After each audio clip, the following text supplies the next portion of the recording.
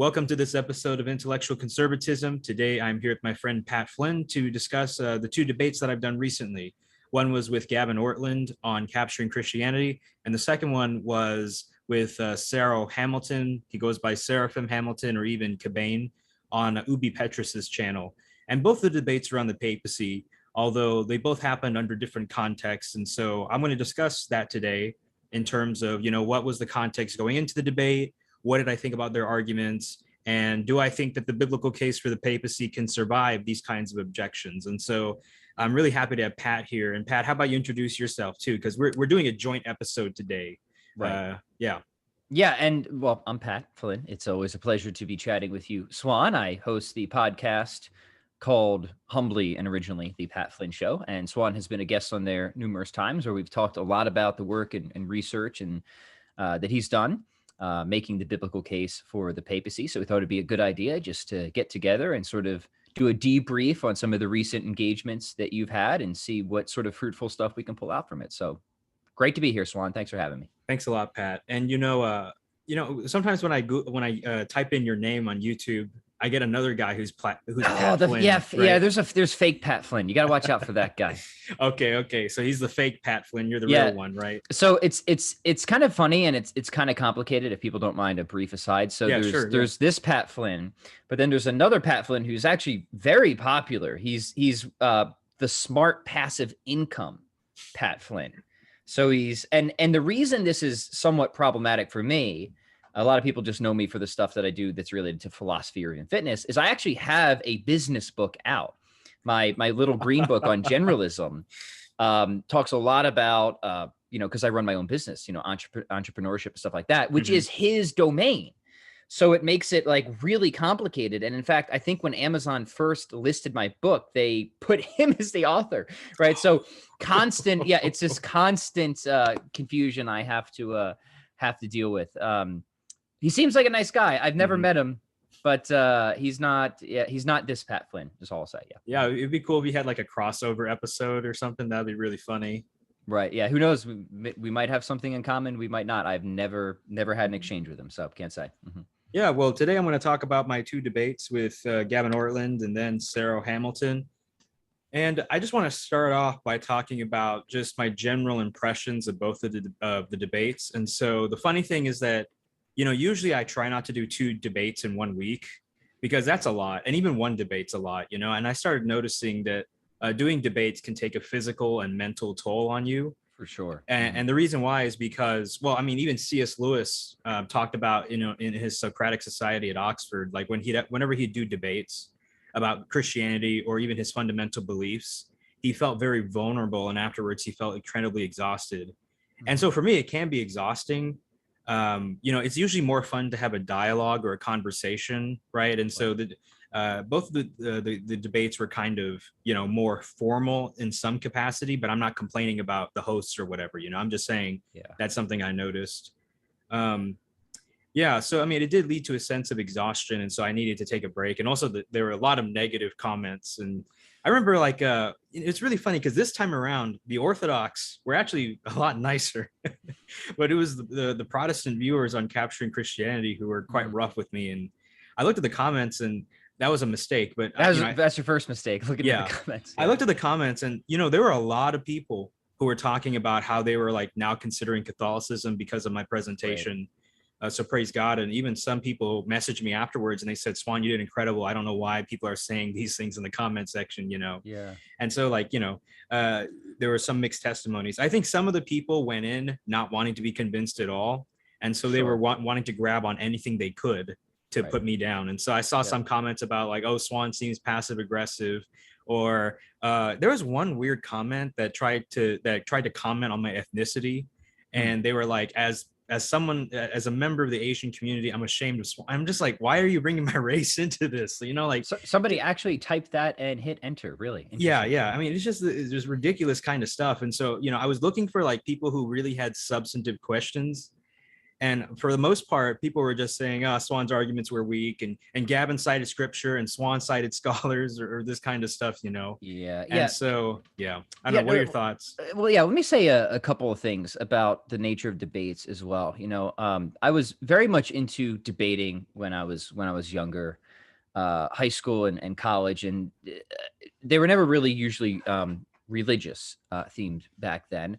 And now I host a lot of dialogues because, like you, I find that these are often more productive. The stakes are a lot lower for everybody, which I think allows people to be more willing to explore ideas, concede points, and I think for overall genuine progress to be made. And I constantly go, and I'll be curious your thoughts on this. I actually go back and forth of how valuable online debates are. If we maybe we could just make like a pro and cons list. I mean, they're definitely valuable in that they attract a lot of attention, right? And they might get people to hear a perspective that they haven't been exposed to before. I mean, debates are just, they're kind of like a boxing match, right? They're exciting. So they draw a lot of people in. So like, that's a potential plus right there. But then when it comes to any debate, you've sort of identified this already, Swan. There's kind of like three categories of people, right? There's always going to be like the people who already agree with you, no matter what. There's going to be the people who already disagree with you, no matter what. But then there's the people like you really care about, the kind of in the middle crowd, right? Like, you know, maybe like friendly skeptics, maybe they kind of lean more towards you or more away from you, but there's a chance you might actually move them in a certain direction. I think that's good because you might have a chance to affect that category of person. So these are like potential pluses for me. Potential minuses are a lot of the stuff that you've talked about, because stakes tend to be higher, because tensions tend to be raised, things tend to go off the rails, I think, much more quickly, especially in comment sections. Like people tend to become much more tribalistic as well, which I think is a negative aspect. And people also, here's the big mistake, right? I think people think that debates are the end of a conversation rather than the beginning of an investigation. That's the mistake. You cannot cover absolutely everything about topics that are so enormous, like a biblical case for the papacy in in 1 to 2 hours on a podcast. It's just not going to happen. And the other thing about debates, and you know this just as a podcaster and general performance, is like so much of it just depends on what you had for breakfast that morning. Right? It's just like, how's my blood sugar today? Like sometimes you just wake up and like you're feeling real snappy and energetic. Other times you just struggle to form a single coherent sentence. So the one thing that I always tell people is just with that understanding, I think debates can be helpful. They can encourage people to look deeper. They can reach a certain audience that might be difficult to reach otherwise. But you have to understand that it's the beginning of an investigation. It's not the end of a conversation. And if you want, for me, like if you want to really get to the bottom of something, the best thing to do is get a collection of experts and see how they engage each other in print, right? Over the course of days when all their blood sugars are optimized, right?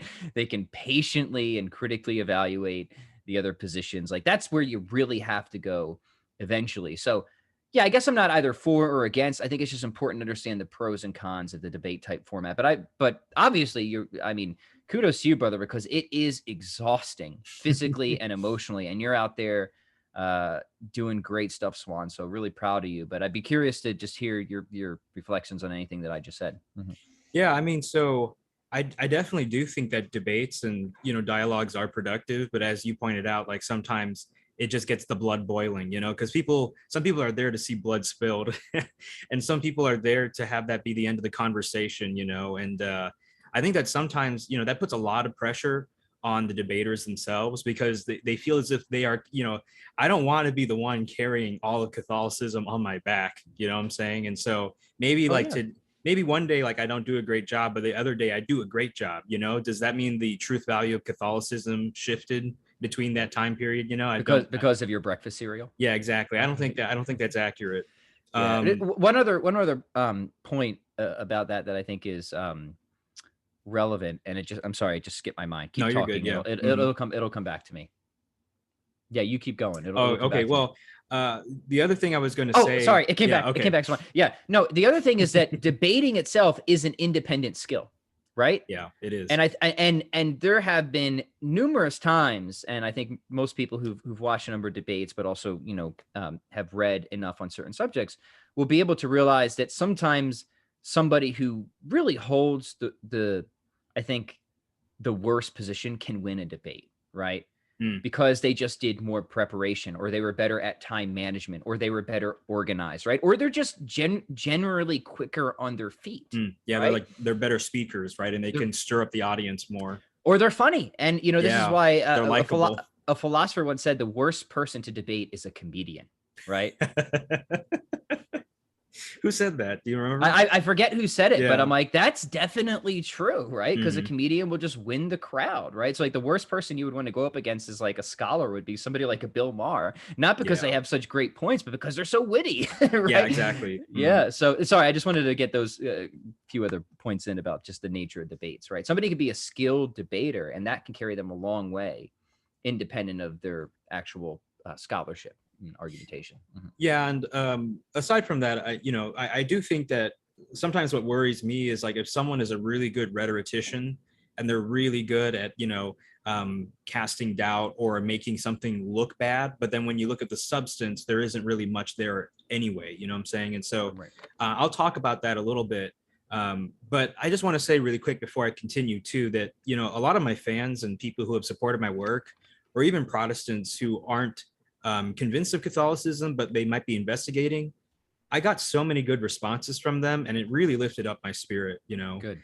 I got stories from people who were saying, like, what was it? There's this guy named Mango Bango on YouTube who commented, and he was like, I'm Protestant, but Swan convinced me to come closer to Catholicism. I got other comments where people were like, in my unbiased opinion, Swan just, obliterated Gavin. Although I don't like the language of obliteration, but, I appreciate the comment, and the person actually put in their reasoning, right? They said, if you deny Swan's hermeneutic, then you can destroy a lot of Christian beliefs, because Swan was using a pretty standard typological, exegetical hermeneutic, Right. And so even, what was it? My friend Tyler McNabb, he reached out to me and he said that there was a Protestant friend of his who said that they thought I did truly wonderful in the debate. And they said I reminded them of William Lane Craig.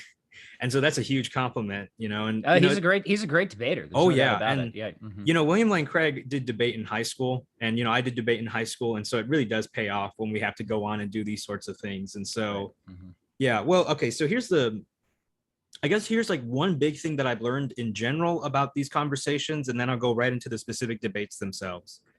So the big thing that I've learned is that there's a lot of people who don't like hearing what New Testament scholars have to say. They don't like learning about New Testament research. And for instance, when it comes to typology, right, in the ancient Mediterranean context of the New Testament and, the Pauline letters and so on and so forth, typology was a very well understood exegetical method or hermeneutic. And people were expecting, especially among the Jews, the rabbis have a saying, as it was with the first Redeemer Moses, so it shall be with the last, the Messiah.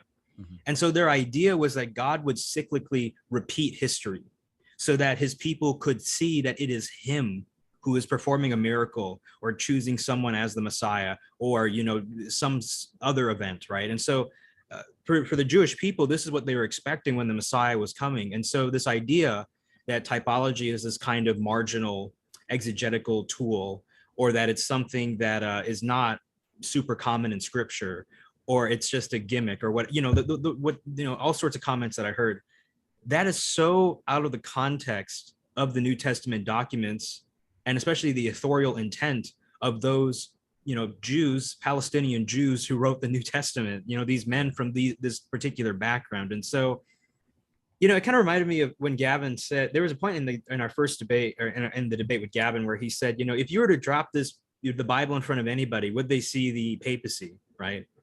I mean, I've heard young earth creationists use the same argument to defend the 6-day creation view. If you were to drop this book in front of anybody, would they think that, it's 6 literal days of creation, or is it 6 eons of creation, or whatever? And so this kind of argumentation is just not impressive to me.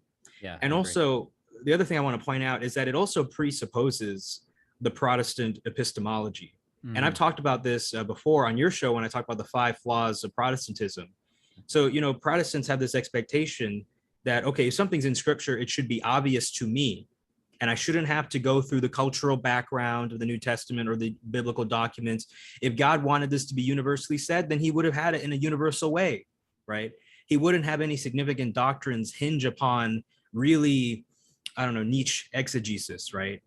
Right. And that kind of expectation comes from a Protestant view that, the Bible was created for you to sit down individually and be able to study it yourself, rather than within the context of its community, its tradition, and the institutions that the apostles built, And so that already is kind of getting off on the wrong foot. Yeah, I'm with you. Those types of lines have never been impressive to me. And like you said, I think they're question begging in often royal ways. Now, the other interesting thing about that is like we never get a test of that paradigm, right? Because we never have like this pure, right? It's like almost Cartesian scenario where somebody is detached from a broad religious or Christian tradition, right? There's always tradition that bears in on how somebody is looking at and reading the Bible. It's never detached from somebody's upbringing, right? So it's not even something that you can realistically test, but even if you could, just hypothetically, I mean, yeah, not just the sort of creation narratives, but how many people would get the Trinity, for example? Yeah. Right. Or even the divinity of Christ, for that matter. Right. I don't know, but it doesn't seem obvious to me that they would get either of those or any other number of shared, what many Protestants think are fundamental, non-negotiable Christian commitments. Yeah, right. So it's one of those arguments that if it proves anything, it's going to be devastating. It's going to probably prove too much. Right. Right. And, there are questions too about, the person's background competence in being able to read and exegete in order to understand the context. So for instance, I've said this before and I'll say it again, like if you leave the New Testament thinking that the New Testament authors did not believe in a physical bodily resurrection of Jesus, then you just didn't read it right. And I like, I'm just being honest with that point. You know what I'm saying? Like, it's so clear from the text that that's what they intended. Right. And so, I think competence is something that's key. And then also, I mean, just like, if you think about it too, Pat, like, think about any other historical document that you would ever read from like a different culture, a different civilization, thousands of years ago. Would you really think that you could just go in with your prior traditions and beliefs and just walk in and like, oh yeah, this is totally univocal to my situation, or anything that is, culturally, anything that is in its cultural context, that's kind of peripheral or not as significant. You'd never do that with any other text. I mean, look, I got Aristotle right here, right? And one of the biggest issues with reading, ancient philosophers, or especially even Thomas Aquinas, is that how often do we import modern assumptions that are not applicable or that would be actively rejected by these types of thinkers, right? So yeah, your point is well taken, that and we cannot realistically separate context from interpretation. To your other point, I do want to acknowledge, you're hinting at this, that some things are obvious, right? Like it's not like I need to reach into the tradition or get or that a magisterium is absolutely required for everything in scripture. Like, yeah, thou shalt not kill, like seems pretty straightforward, right? However, what about situations like self-defense, right? Yeah.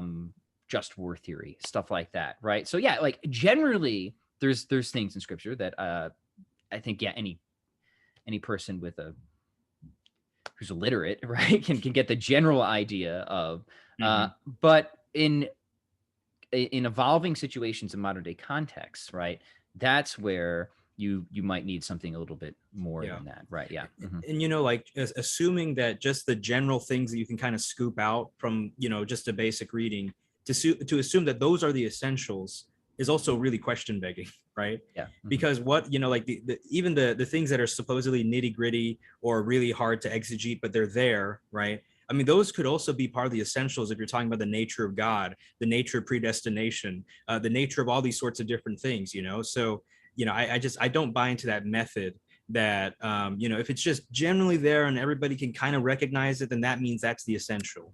What's the saying, that the main things are the plain things?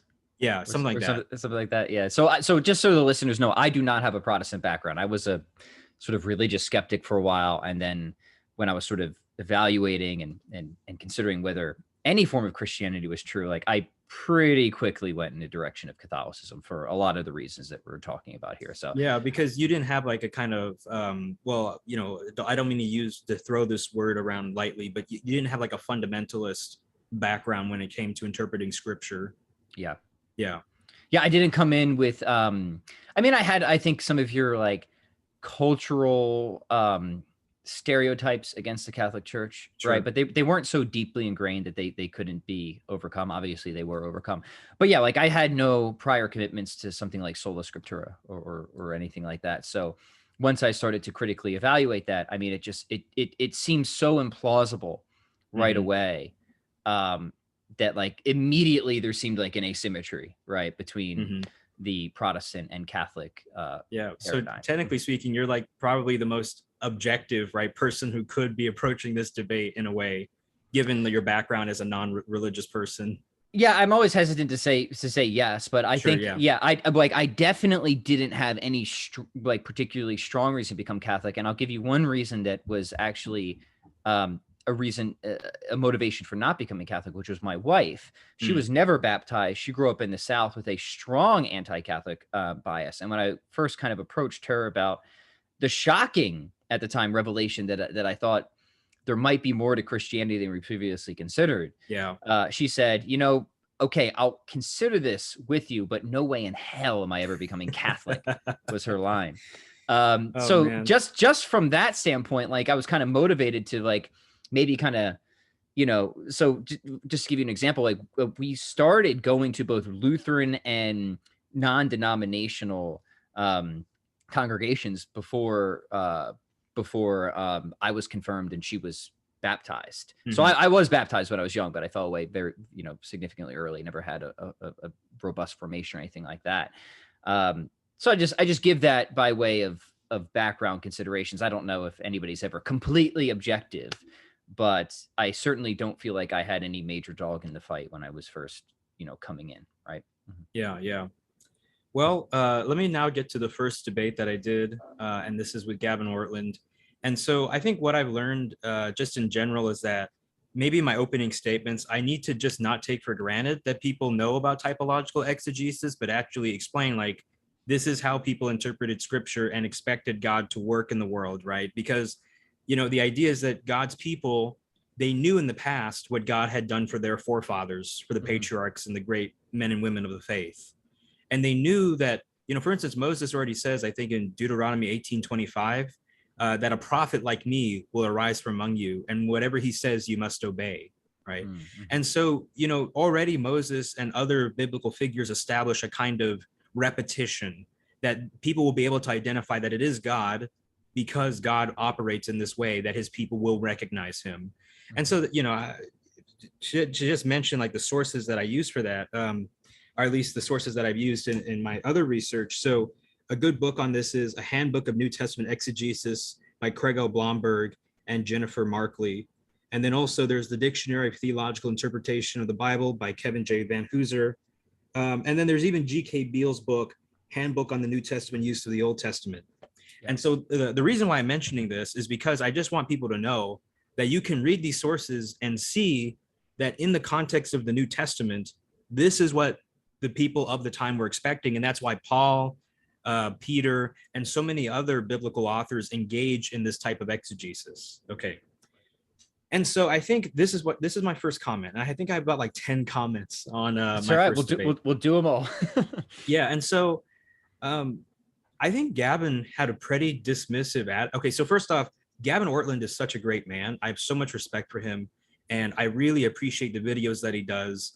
And, he's a great man. So this is not coming out of a place of animus. And the way that he talks about the Catholic Church, the way that he has conducted himself, I think, it's a very superb, and it was a really good Protestant Catholic debate. Now, the thing is, I think in his opening statement, he did have a kind of dismissive attitude towards typology. And so I gave my opening statement. I defended the Peter Eliakim connection, and I showed 10 different reasons why you can affirm it. And then I got into how this gets us to papal supremacy, infallibility, succession, and particularly why Rome is distinct from the other apostolic sees and cities in the empire.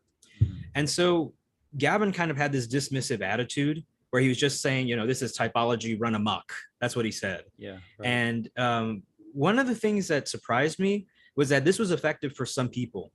Just the fact that Gavin had said this and that he was saying, oh, but it seems like a stretch or all these different things. And I think what happens is if you're not, for some people who aren't familiar with typological exegesis, when someone just says, oh yeah, those are just allusions or parallels, right? And they're not as confident in the parallel themselves, right, they kind of start losing faith or doubting that they're there.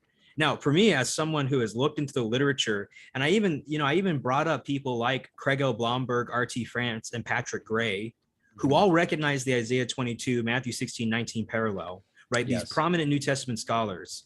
And even the fact that there's a general recognition among scholars today that there is this parallel, right? Mm-hmm. Or there's been a recognition since the 1970s that Peter is the rock on which Christ built the church, right? A lot of things that you don't hear about in mainstream Protestantism.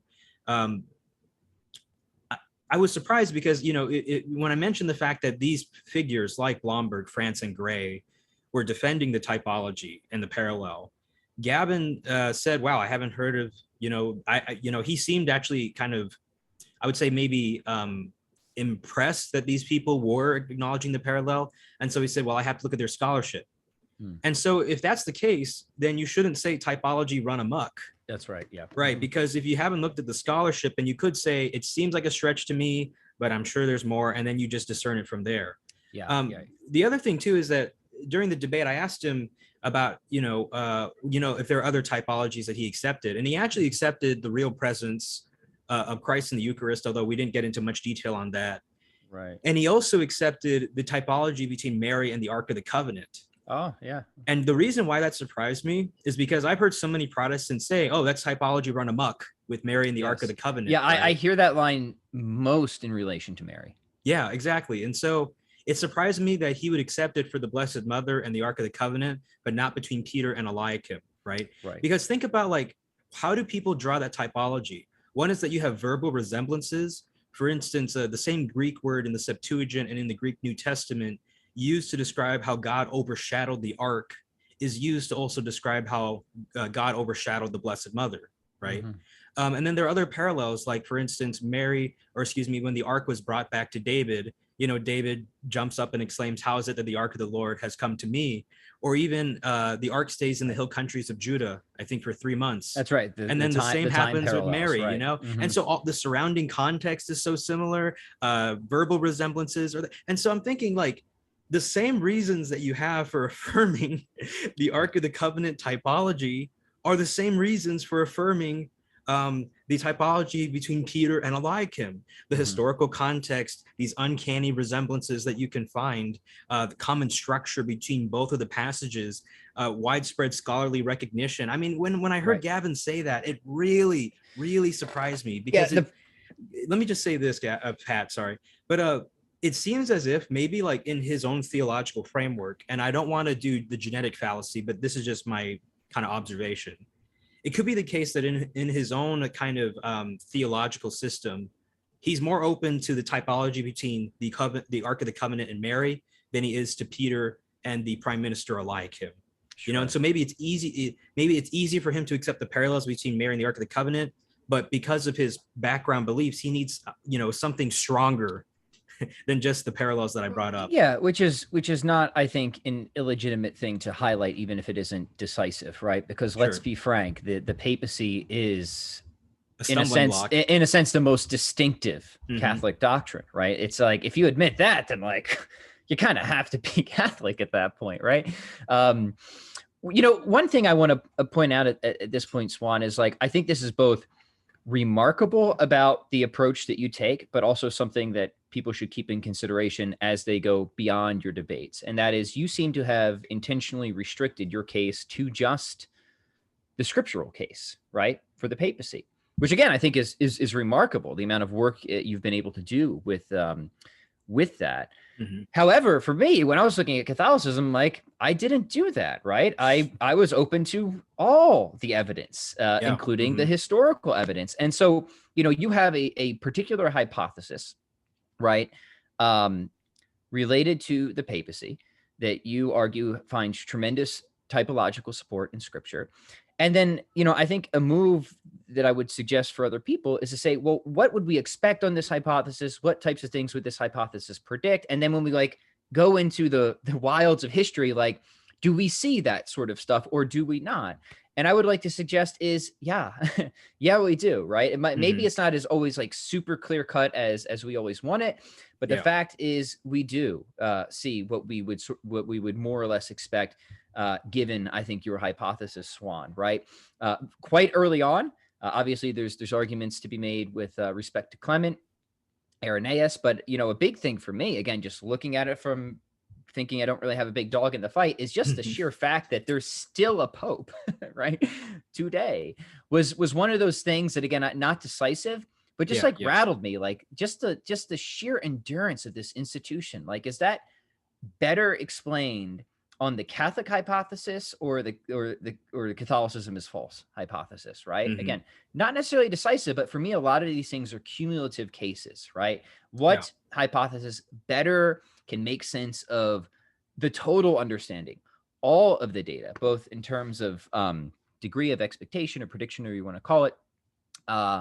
And so the reason I point that out is because I think that the restrictions you place on your case are both brilliant, because you can kind of play on the Protestants' turf, right? Yeah, exactly. Which is the source scripture alone, which I think is cool to see that can be done.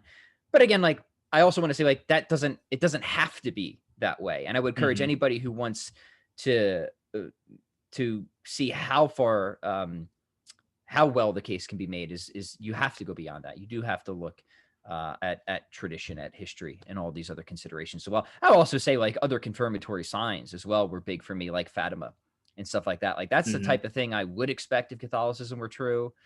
Again, maybe couldn't predict it exactly, but can make sense of it better on a Catholic hypothesis than any of its rivals. And it's that cumulative force and that cumulative weight that at least had a major impact on me. So yeah, just wanted to add that. Yeah, and so you know, when I reflect upon my debate with Gavin, you know, I remember, you know, as you pointed out, I often cite, you know, from the scriptures and from biblical scholars, right? And some people were saying, oh, well, Swan cites so much from the biblical scholars, but not from scripture. And then it was almost like they weren't paying attention to how these biblical scholars were using scriptures and citing them in the quotes that I cited in order to make their case, right? And so one of the reasons why I cite scholars so much is because, one, I want to show that this is not just Roman Catholic Swan over here coming to these derivations. These are widespread recognition among Protestant scholars. And so think about like Mike Licona and Gary Habermas's use of the scholarly consensus or the bedrock, right? I mean, it's okay when they do it, but not when I do it, right? Or something like that. And one of the things that I'm pointing out here is that, you know, these biblical scholars are using the scriptures to come to their conclusions, and they articulate it in a way that I find very helpful. And I also find it, you know, convincing, because it's not just a Catholic using their own apologetic tools to interpret the scriptures, but when you have people like D.A. Carson in the Expositor's Bible Commentary saying that Matthew 16:19 could be interpreted as giving Peter the gift of infallibility, and this is not, you know, someone who's Catholic. This is someone who is well educated, but, you know, I think he's Baptist. When you see people like that who are willing to admit that, then you see that, you know, not being charitable has no place in this debate at all, you know, and that if you're being charitable, you can come to these remarkable Catholic sounding conclusions. And so so let me move on though to some of the other comments that I have to make. Sure. And so Gavin asked the question, you know, one of the objections he had was, you know, well, Eliakim's office was not pastoral, right? And so that doesn't have a good translation from the Old to the New Covenant. And so one of the things that I want to point out is, first off, in the debate itself, I cited several biblical passages where it talks about, you know, so in Isaiah 22, Eliakim gets Shebna's tunic and girdle, or in some translations, it says robe and sash. These are things that priests would typically wear. And we know based on the Old Testament that there wasn't a sharp distinction between the government officials and the priests, so there wasn't a sharp distinction between church and state. And so even David is a kind of priest. He performed certain duties related to the temple, like building it and dedicating it, that usually would be the job of the priests. Even the word Messiah itself from the Hebrew, it means the anointed one, right? And who was anointed in ancient Israel? The prophet, the priest, and the king. And so in Jesus, you find this prophet, priest, king. You find the three become one reality in Jesus Christ. And so even in the Davidic kingdom, the house of David, is his kingdom, and the house of God, is the temple, right? But there wasn't a sharp distinction. I mean, even think about this. In the Old Testament, especially I think in 1 Chronicles 9:27, and even in the Mishnah, it describes how in the first temple, the temple was built literally on a rock, and this rock had the keys to the temple inside of it. I mean, I don't know how you get more petrine than that, right? Right. But we know that also the Israelite king, to get into his house, he had someone with the keys who could open and shut. And so it's interesting because in 1 Chronicles 9:27, it talks about how the Levite priests have the power to open and shut the temple. Eliakim in his secular civil position, if you will, I call it civil position, he also has the power to open and shut the house of David. And so in Jesus Christ, the two kingdoms become one reality, right? Jesus is the Son of God and he's the Son of David. And so then, I also cited John Oswalt in his commentary on Isaiah 1-39. And this commentary is widely considered one of the leading commentaries on the book of Isaiah. And he says that, the prime minister, even though he's dressed like a priest, he hasn't usurped the office of priest. And so this seems to have been standard wear in the Old Testament. Now, Gavin read his Bible and he said, well, yeah, in Exodus 28:4, it doesn't say tunic and girdle, it says robe and sash or something like that. And I'm like, yeah, it depends on the translation, but that wasn't a good response, And so that's something to keep in mind, that, the translation that he was using caused him to not see the point that I was making, right? And so I wasn't saying Eliakim is a priest in the strict sense of with respect to the temple. I mean, he was a priest in the sense that he was mediating for the people and the king has a kind of priestly office and so on and so forth, right? And so that's the point I wanted to make there. There's another point that I want to make now with another objection that Gavin raised. So Gavin raised the objection that why should we expect for the Davidic kingdom to have this kind of Egyptian office of vizier? And so I cited the archaeologist Roland DeVoe, and Roland DeVoe talks about how, the vizier, especially Joseph, when he was under Pharaoh in Genesis 41, he is put over Pharaoh's house and he is able to decide when the royal day begins. Every official is under his command. All the documents would go through his hands, And so Gavin was saying, but why would the Israelite kingdom be modeled after the Egyptian kingdom? And so one of the things to point out is that, DeVoe bases his case on the verbal resemblances between the office of vizier and the office of prime minister or master of the palace or chief steward in the book of Isaiah and elsewhere in the Davidic monarchy. Not too long ago, Cameron Bertuzzi had an Egyptologist on his show, and the Egyptologist argued based on the verbal resemblances between Israel and Egypt that you could demonstrate that the Israelites had to have been at one time enslaved in Egypt, because they knew so many things about Egyptian culture, so many Egyptian words and phrases and practices, that if they weren't that this is not expected if they were not once slaves in Egypt. And so the point about the verbal resemblances between the vizier and Israel actually go to prove my point, right? And the point of the fact that scholars are using these kinds of arguments to show that there was an exodus. And let me say one last thing, Pat, because I know I can go on, but let me just say one last thing. No, this is great. Keep going. Some people complained, it seems like Swan is engaging in ad hoc reasoning when he explains, for instance, in the Acts 15 council, why Peter doesn't go Rambo with doctrine and says, nope, I'm speaking ex cathedra. Sorry, James. Sorry, Paul and Barnabas. So what annoys me, or, whenever there are things that seem to be inconvenient for the case and then it looks like I'm explaining it away, right? Well, one is that I'm showing that it's not strictly incompatible with the Catholic hypothesis With Acts 15, I did exegesis to show that actually it is expected on the Catholic hypothesis. So it's not strictly incompatible. It is compatible with the Catholic hypothesis. And then the final point I want to make too is that, when people talk about the Exodus, people talk about in the desert in Sinai and so on and so forth, there are no archaeological remains of a mass movement of people. And so, it depends on your estimate on how many people were, moved out of the Egypt when the Exodus happened, maybe 2 million people, or maybe, a couple 100,000. We don't know the exact number. Yeah. But there's no archaeological evidence that they left behind, no trash, no cloth. And even the Egyptologists pointed this out and said it's not a problem because maybe, we know that cloth was a valuable item. They wouldn't leave that behind. Even things that we would consider trash, if it was trash and was left behind, it would have faded away quite quickly in the desert, right? Mm-hmm. But people will say, oh, that's ad hoc reasoning. You're trying to just, because you're a biblical fundamentalist and you believe in the Exodus already, you're trying to save it. No. We trust the words of Scripture. We see a lot of good evidence that Israel knew about the practices of Egypt, and you wouldn't get that kind of knowledge unless you were inside, so to speak. And so we explain the inconveniences from this position that we already have a strong basis for the other background beliefs. Yeah, let me say a few things about ad hoc reasoning and the Exodus in particular is, all right, so typical line, absence of evidence doesn't count as evidence of absence. Well, it depends, right? It depends on if we would expect something to be there, right? And how strong that expectation is. Now, the problem, as I understand it, I am not an expert in this, but I've done a little bit of investigation, is that for something like archaeological evidence for the Exodus, there's a number of issues. One is like the types of stuff that it seems like would be left behind, say what they ate or trash, or even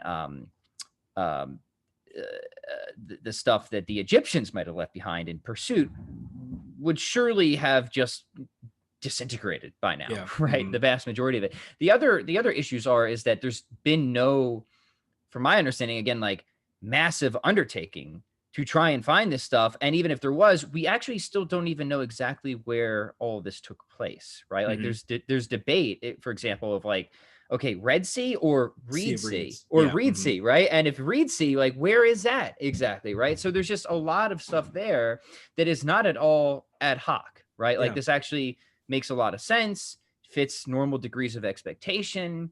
However, those language similarities are exactly the sort of thing that we would expect if the accounts in Exodus were generally reporting some type of historical data point. So again, context, details, all this stuff is significant. It matters. And the only way to get straight on this is you just have to be willing to roll up your sleeves and take a look, right?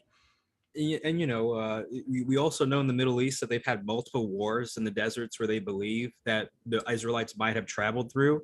And so a lot of evidence could have been destroyed as you have tanks and missiles and things blowing up in the desert. Right. But the other thing too is that one other thing about that, and this is a general good criteria, is embarrassing details, right? Of a sort of a nation or a history's origin, right? You have many examples. The Egyptians, from my sort of lay understanding, not where you sort of have mythological origin stories that kind of whoop up the culture or the people, right?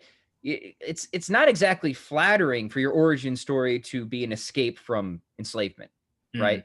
So that's kind of something that you would expect to occur if it was actually true. It's not something you would expect if it was something they were trying to fabricate, because it sort of meets the criteria of embarrassment there.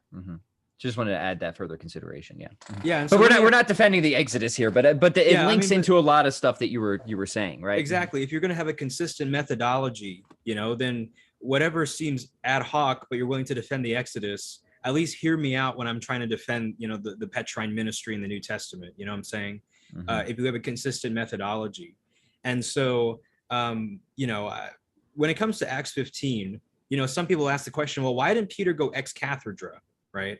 And so one of the reasons why Peter didn't go ex cathedra is because he didn't need to, because James was coinciding with his judgment. But I also pointed out that Peter says something very strange at the beginning of the council. He says, the Lord has chosen my mouth. He has chosen my mouth from among you to be the one that would open the church to the Gentiles. Okay, so Peter is saying that this ministry of opening the church to the Gentiles, it was given to me by God. It was given to me by the Lord, and he specifically chose me to do it. This is a very bold thing to say at a council. And then Peter, at the very end of his speech, he says, but we believe that they have been saved as we have been, right, by the grace of our Lord Jesus Christ. Peter is speaking on behalf of the entire church when he says that. He's saying we, right, talking about the true Orthodox Christians who are there and who believe in that they've been saved by grace, including the Gentiles have been saved by grace, right? Mm-hmm. And so you see throughout the New Testament that Peter is like the spokesman of the apostles. He speaks on behalf of them. Here he speaks on behalf of the entire church. I mean, that's pretty strong stuff. And then the next thing that happens is that James says, I agree with Peter on what he said. And then James adds his own, exegesis and some arguments there. And then he basically coincides with Peter's judgment. And then he rules, or he judges, that, this is what the position will be of the Jerusalem diocese, right? And so I pointed out that it appears that a bishop, a monarchical bishop, because I've heard Gavin say multiple times that there were no monoepiscopates in the New Testament.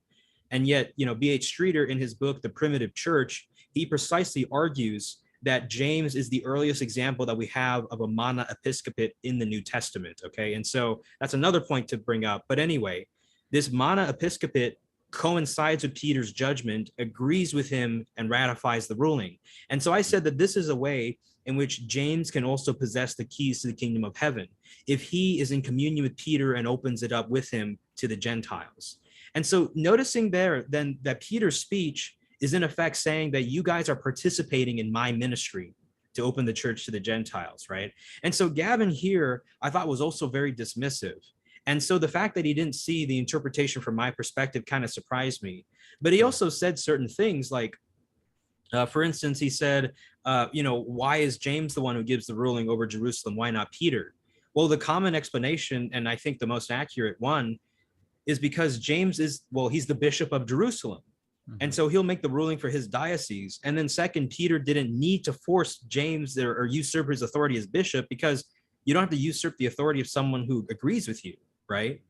And the third thing that I pointed out was that by this time, Peter was an evangelist, and so he wasn't in Jerusalem. And so the office of episcopate was handed on to James. And so James becomes the head honcho here in Jerusalem. Yeah. And Gavin said that this is something that a Catholic would precisely say in order to defend their position, this kind of ad hoc reasoning. And then I pointed out 3 biblical scholars who are Protestants who made the same argument: Craig Keener, Oscar Kuhlmann, and there was another scholar, if I can find the name really quick, but all 3 of them made the same argument, that in Acts chapter 12, verse 17, we learned that Peter was traveling most of the time before the Jerusalem council. And so he would not have had the same level of authority that he did in the first 5 chapters, for instance. Mm-hmm. In the first 5 chapters, J.N.D. Kelly, the Anglican scholar, in his book, A Dictionary of Popes, he calls Peter the undisputed leader of at least of the early chapters of the book of Acts. And I'm saying here that, if we had kept that Acts 5 Peter, that, the first 5 chapters of Acts Peter throughout the whole new, the rest of the New Testament, I don't think there would have been a question about Petrine supremacy, because he takes over immediately. Mm-hmm. He decides to, he presides over who's going to succeed over Judas. He baptizes and so on and so forth without having circumcision. Let me actually try to find the quote. Okay, let me see here. Okay, so first off, when it comes to the quote, this is Adjeth Fernando in the NIV application commentary. Here's what he says: James, clearly the president of this gathering, had taken over the leadership role. Kuhlmann suggests that Peter's interrupted his missionary work to come to this meeting. Okay, so Peter is out of Jerusalem most of the time. So who becomes the head honcho of Jerusalem? James. Mm-hmm. Because Peter, you can't really manage a church if you're going to be an evangelist and you're moving around all the time. Right. And then even in volume 3 of Craig Keener's exegetical commentary on Acts, here's what he says: both passages that focus extensively on James emphasize his leadership role in the Jerusalem church and his approval of Paul and his message. James holds special rank in the assembly, 1519, perhaps in part because of Peter's lengthy absence, 1217. I pointed this out to Gavin Ortlund at the end, and I remember Gavin he had this, he had a look on his face I don't know if surprised or something like that, but I mean, this is not just Catholics trying to find ways to pull a rabbit out of the hat and save, Peter's supremacy or whatever. Right. Yeah, and so I want to also read the J.N.D. Kelly quote because I thought it was also really important. Oh, actually, let me read to you also the quote about James being a monoepiscopate, because this also goes against a lot of Gavin Ortlund's own work against the papacy. Yeah, good. So here's B.H. Streeter's book, The Primitive Church, page 73. Quote, now a Jewish synagogue normally had a board of presbyters who formed a kind of committee of management. In the Christian synagogue at Jerusalem, this board was already in existence about 46 AD. For we note that, quote, the presbyters are specified in Acts chapter 11, verse 30, as the persons to whom the delegates from Antioch handed over the funds collected for famine relief after the prophecy of Agabus.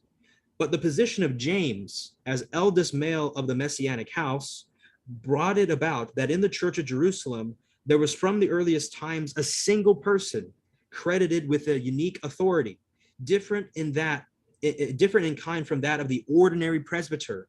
From the first then, the government of this church was of the type that it will be convenient to describe by the adjective monoepiscopal, which I shall use to imply the presidency of an individual bishop whose status is confessedly much more than that of primus inter pares among the presbyters. Okay, so all of this is to say that when Gavin kind of dismissed my arguments on Acts 15, I thought that was too quick of a dismissal. I have scholarship against his own interpretation and in defense of the Catholic view. But also, I do want to say one last thing, and then Gavin, Pat, I'll get you in on this. But it's funny. I actually almost called, I was going to say Dr. Ortlund in the debate. I almost called him Father Ortlund on accident. It happens to say. Yeah, but one of the things I pointed out too was that in Homer A. Kent's, I've been saying it wrong. It's not Ken A. Homer. It's Homer A. Kent's commentary in the Wycliffe Bible commentary on the book of Acts, or excuse me, on the book of Matthew. Kent points out in his commentary that when Jesus says, I'll give you the keys to the kingdom of heaven, this is you singular. And so he defends the view, despite thinking that papal supremacy is unscriptural, he defends the view that Peter alone has the keys and possesses them. And then he actually cites Acts 15 to defend it.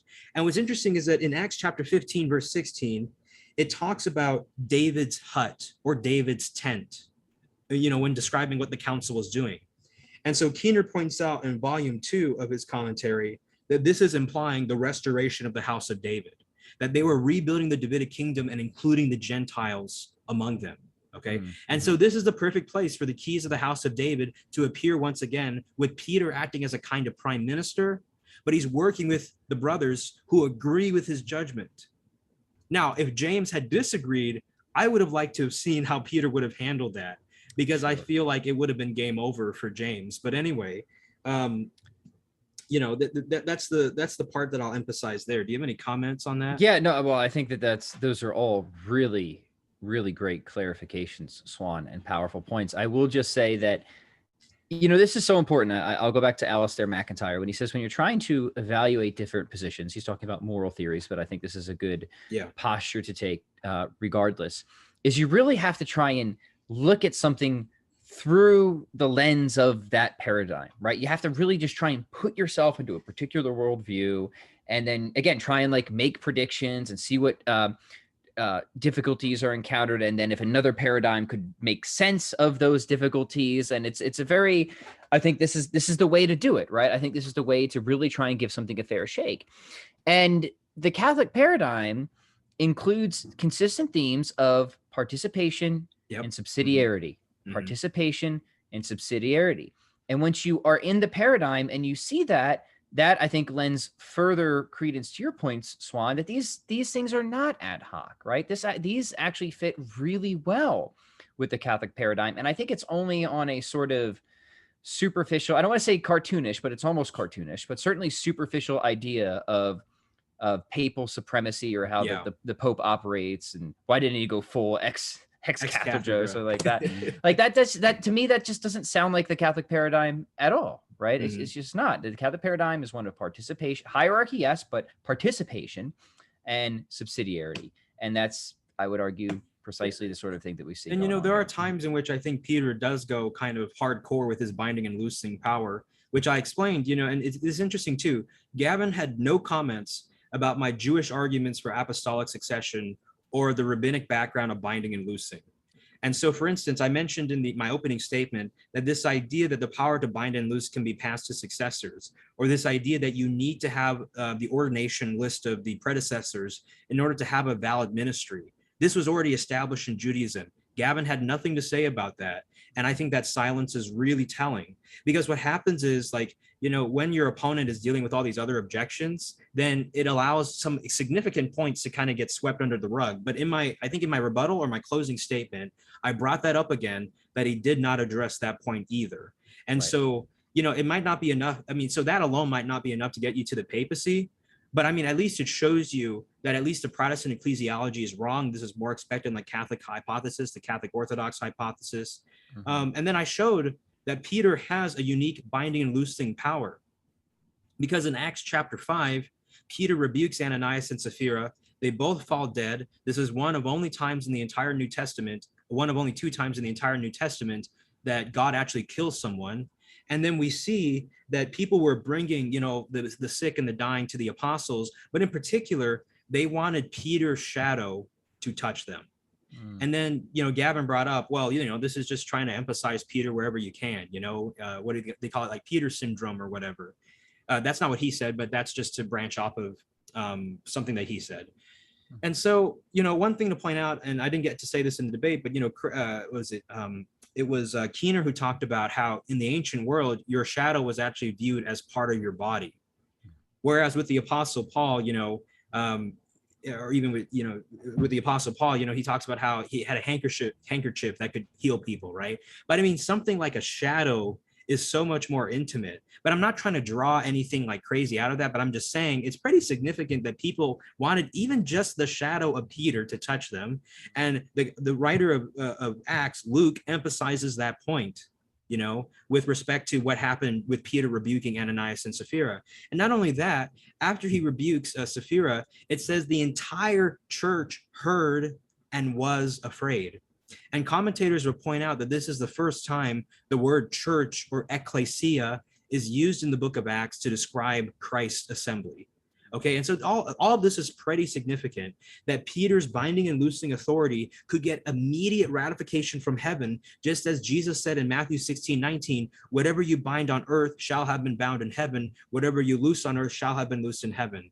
Gavin, I don't think addressed this effectively at all. And I think that for some people, his dismissiveness might have confirmed their already background bias, because some people were there just to see blood sport. And then some people who aren't as familiar with the arguments might have been like swayed or intimidated or something. I don't know. Yeah. And so those are my thoughts there. I want to address one last objection, and then I want to address a few more things here. Sorry if I've been going for a while, and then I'll talk about Sarah Hamilton. Let me see here. Okay, and so, people brought up, and I think even Gavin did too, when Paul rebukes Peter in Galatians 2, right? And so some of the fathers have defended the view that maybe Peter and Paul set this up or something like that. I don't know. I don't think I find that really plausible. I mean, but anyway, I want you to note that I didn't get time to say this in my debate, but, there's a commentary by Philip Elsler. It's Philip Elsler's commentary on Galatians, and it's on page 135. And here's what he says, quote, "The language here is very revealing. When Paul says, I rebuked him to his face, people read that as being like, oh, Paul, dunked on Peter, right? That's how they read it. Let me keep on going. The expression to oppose someone to their face, enthiste nai kata prosopon, is a biblical one used where people resist a determined military assault, usually without success. Accordingly, Paul is suggesting that Peter made a frontal attack. In other words, that the hostilities previously settled in Jerusalem had now been resumed, and that he had resisted. Yet he may also be intimating by the biblical context of this idiom that he was ultimately unsuccessful against Peter.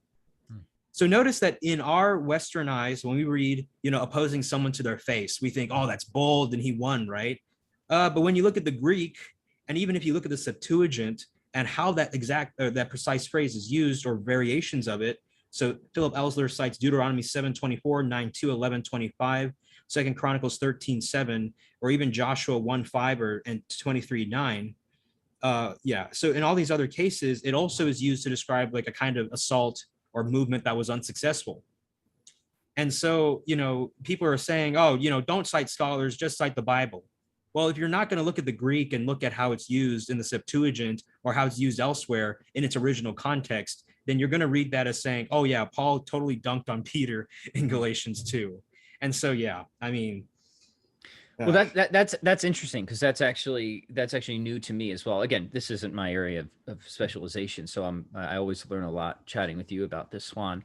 But I guess the sort of traditional Catholic move there was that the Pope isn't above all criticism either. So again, this is an instance that isn't incompatible with what the Catholic hypothesis It doesn't negate papal infallibility if you know what papal infallibility means. Right. If you know what it actually means and what it predicts, this is not a counterpoint to it, right? Even in its context. So yours, I think is an even very interesting additional consideration. And it's something like I said, I was unaware of before.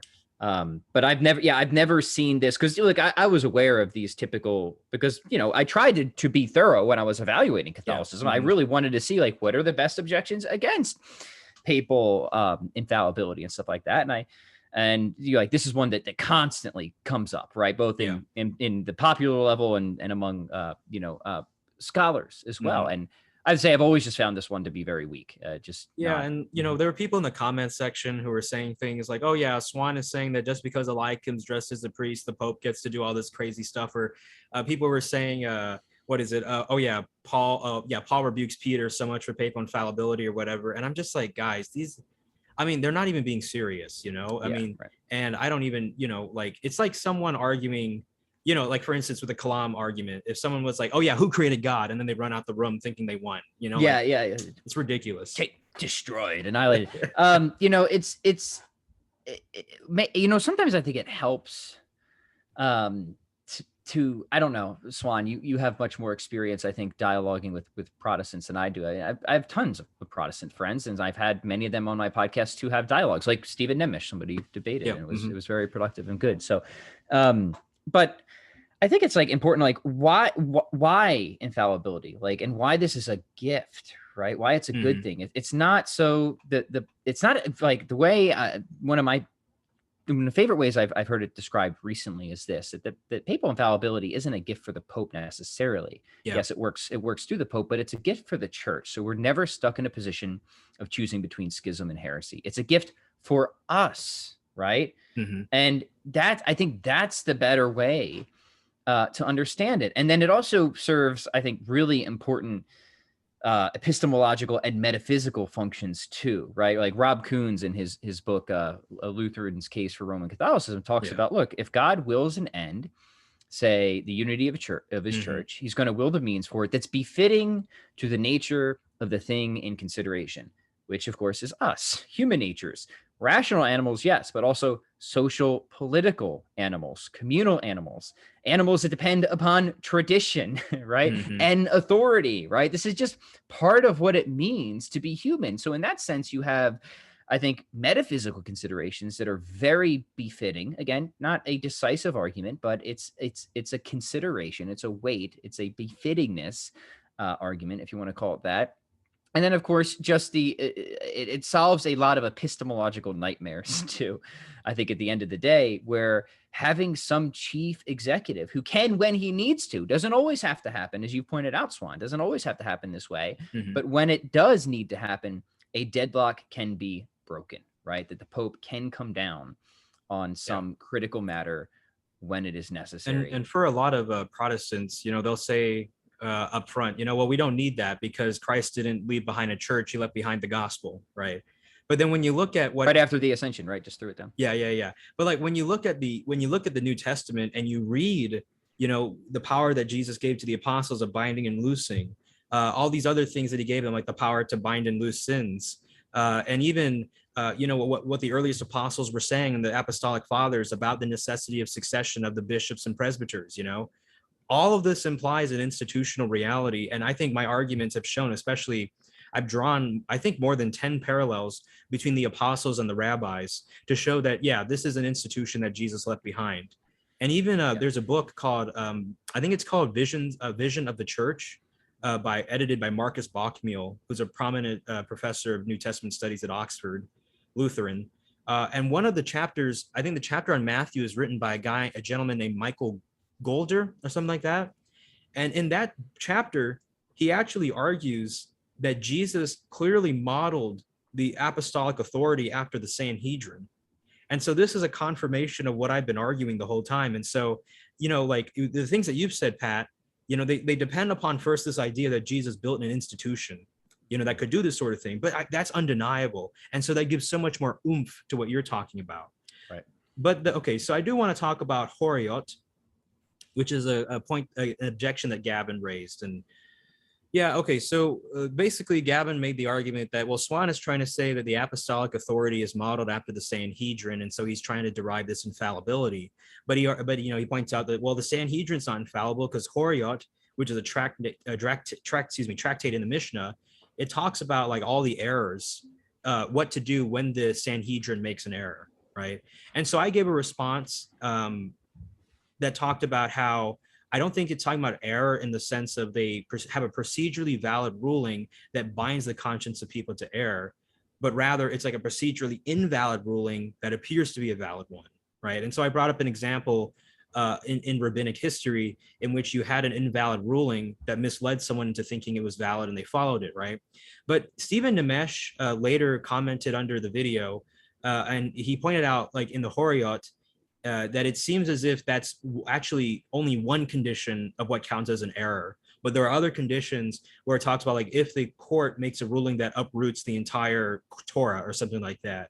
And so I look back at Stephen's argument and I kind of said, yeah, I don't think I was correct in my interpretation, right? I think I misunderstood the Horiot, and I used that one rabbinic example to get out of the issue of confronting all the other examples. And so, once again, I'm going to adjust and be sensitive to the evidence. Now, here's the interesting thing, however. So, the idea of an infallible Sanhedrin was not there in Judaism in the first century. Okay, but nonetheless, you read in the Talmud, you read in the Mishnah, you read in the Pesach Rabbakah and these other Jewish documents that the Sanhedrin's rulings came from heaven. Or for instance, in the Babylonian Talmud Makot 11b, it talks about how the court on earth issued 3 rulings and the court in heaven ratified the 3 rulings, right? Mm-hmm. And so there's this idea, there's this weird talk of like openness to error in the Horiot, but then in the rest of rabbinic literature, there's this weird, discussion of heaven backing the decisions of the Sanhedrin, the divine origin of its teachings. And the most famous example of something akin to rabbinic infallibility is, I think it's in one of the Talmuds, I believe, or it's in the Mishnah, but it's in one of those documents. And so it has to do with the excommunication of Rabbi Eliezer. And so Rabbi Eliezer had a particular opinion about the Torah. God was originally on his side and used different natural signs and wonders to back him up. But then the rabbis used the proper procedure, disagreed with Eliezer, and excommunicated him. And God ended up deferring or agreeing with and siding with the rabbis who excommunicated Eliezer on the grounds that they had followed the proper procedure. And so notice here that this story takes place in the end of the 1st century and the early 2nd century, right? And so what this shows us is that even during the time, at least close to the New Testament, at least when maybe even the Apostle John was still alive, that's kind of crazy to think about. But during this time, Michael Berger, in his book Rabbinic Authority, he points out that the rabbis did effectively believe that if they did follow the proper procedure, then their rulings could not be in error. Okay, so then how do you square that with Horiot, right? In the Mishnah, talking about what to do if the Sanhedrin errs. I think I think there are 2 hypotheses, and I'm not sure if they're not mutually exclusive, right?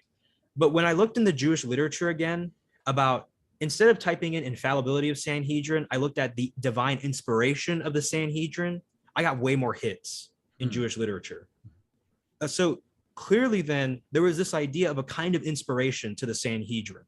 that they were guided by God, that he could tell them when their rulings were correct. If they followed the proper procedure, then they wouldn't get an incorrect ruling or something like that. Sure. The other possibility is that within Judaism, there were different strands of thought on the authority of the Sanhedrin. And so, for instance, we know the Sadducees didn't believe in the resurrection of the dead. The Pharisees did. And we know which group of Jews affected Christianity. The Pharisaical view that there was a resurrection of the dead. We believe, for instance, in the Messiah, the coming of the Messiah. Not every Jew in the first century believed that the Messiah was going to come. Some of them believed that two Messiahs were going to come. So Jews had very diverse opinions and beliefs during this time. And my hunch here is that there might have also been different schools of thought on the authority of the Sanhedrin.